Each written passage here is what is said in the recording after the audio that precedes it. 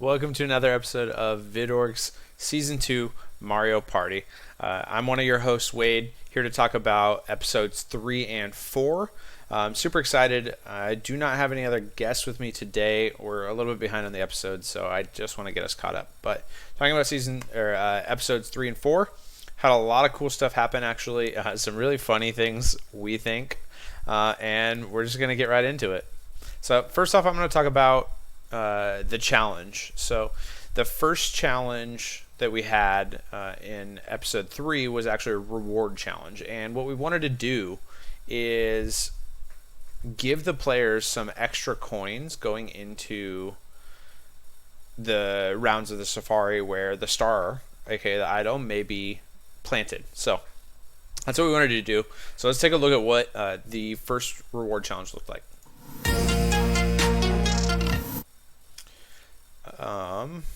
If we look, I'm woefully unprepared for this. Anyway,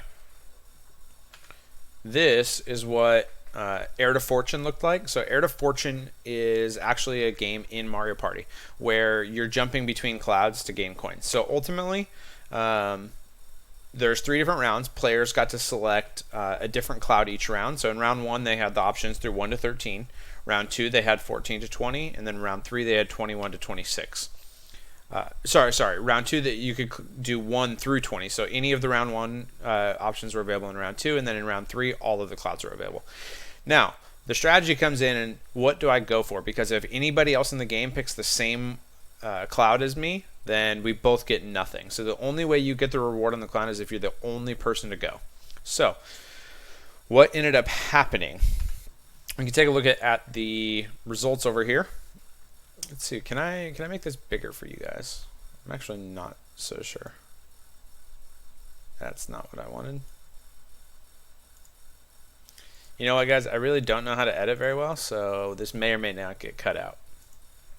Anyway, looking at the choices right here, we had 2 players that did not participate, Cyberus. And Cyberus actually ended up being the first player, 3 players not participate, but Cyberus ended up being the first player to be ejected from the game. He did not message at all past like day 1, so as host, we made the decision to remove Cyberus. So Cyberus actually ended up being the 3rd person eliminated from the game after being in Swamp. Some of the notables here, Jack ended up winning 14 coins. And when you think that a star is worth 20 coins, he earned a ton right here. And it came off of his choice in round 3, which was Cloud 21. And if we look at it, that's the 10 coin one. He's the only one that actually went for it, probably because he thought everyone's going to be like, oh no, someone's going to go for it. Well, he was the only one. So he ended up taking 10 coins right there, 14 overall. Other big ones were Alec got 10, Bennett got 9. Those are probably the biggest, those were the biggest earners right there. But the real big main challenge, this is our immunity challenge, going into that next, was called Listen Up. And what Listen Up was, it's a challenge where they were given an audio clip of songs. Like if we look down here in the pop songs, you can see this is like these are the songs that they were given, but they're all twisted up a little bit. They have like maybe they're sped up, or they have a filter on them, something to make them maybe not quite as discernible. And let's listen to the first one, which is Feels by Calvin Harris, and you guys can kind of get an idea of what that potentially sounds like.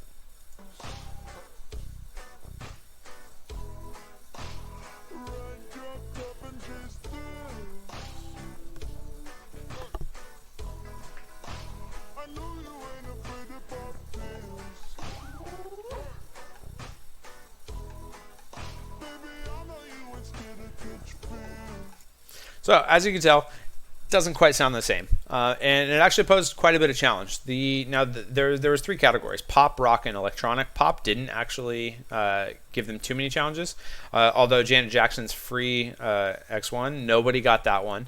And then this song, February 2017 by Charlie, no one got that one either, which I've never heard of that song. So this was Dodge's Baby. He did this one, or this is like his brainchild, I guess.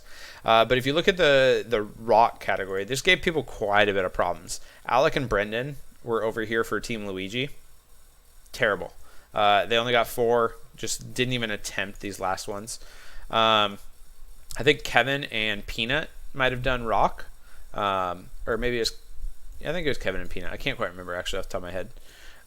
Kevin and somebody, and they did okay. They got a decent amount of them, but not all of them.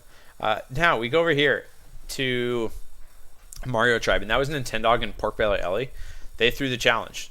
They decided, well, Nintendog definitely threw the challenge. Ellie didn't try very hard and kind of wanted to lose, but didn't necessarily throw it.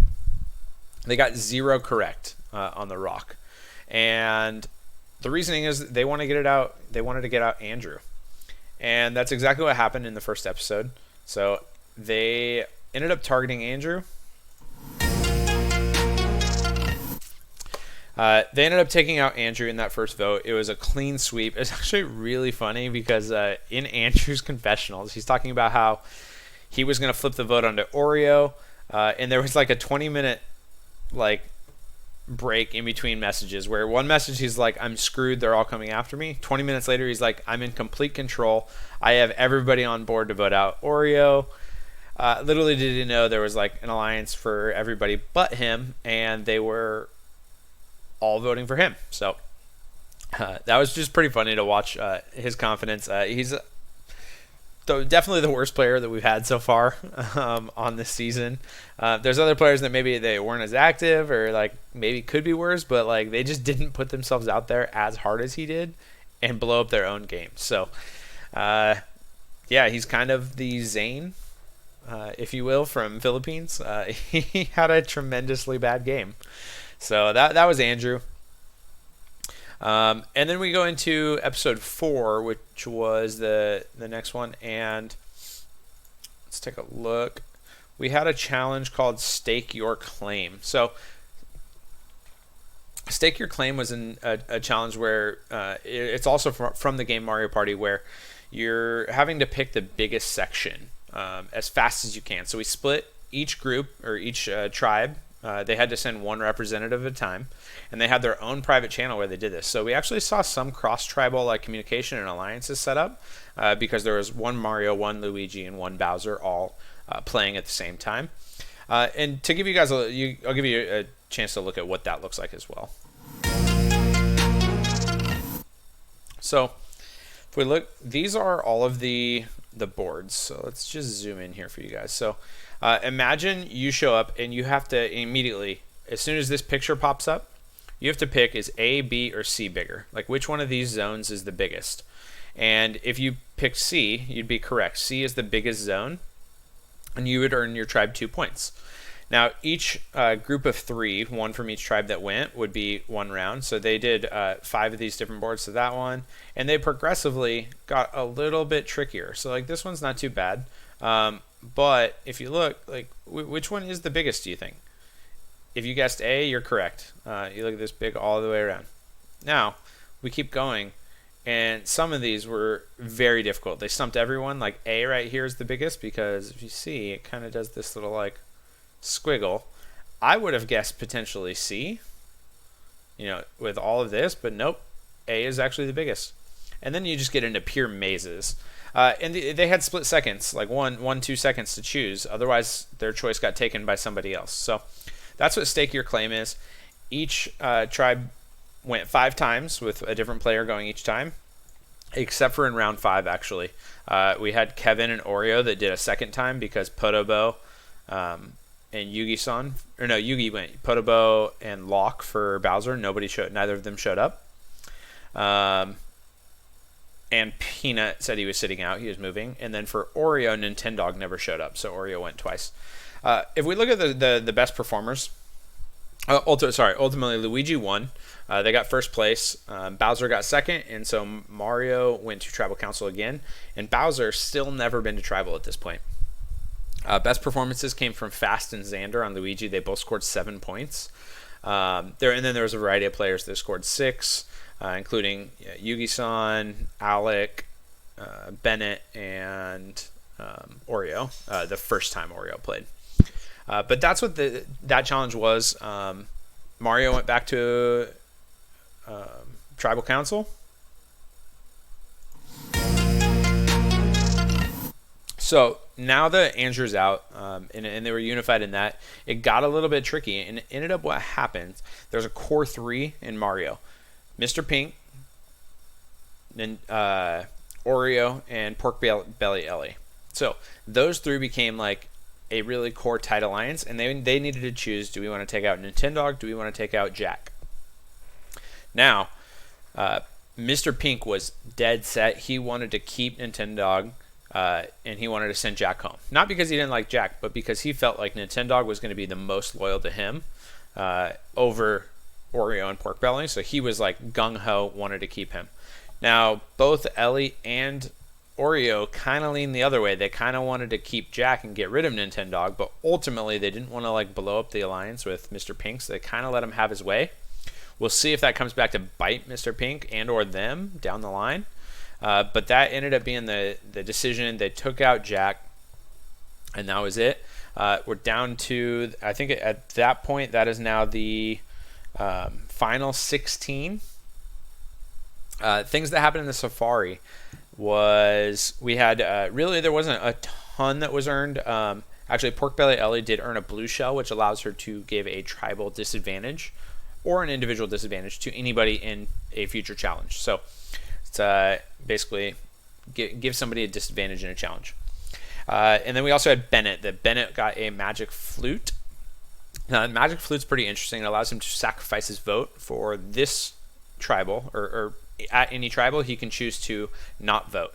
And if he does that, he gets the right to vote twice at any point later on in the game. So essentially he's saving the vote now to be able to use it as a bonus vote later. So we'll see what happens with that and how it impacts the game, if he can use it to his advantage or not. But yeah, that's the magic flute. Basically allows him to sacrifice now for reward later. All right.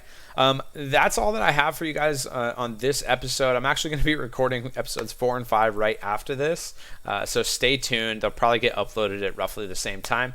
Love all of you guys that were watching.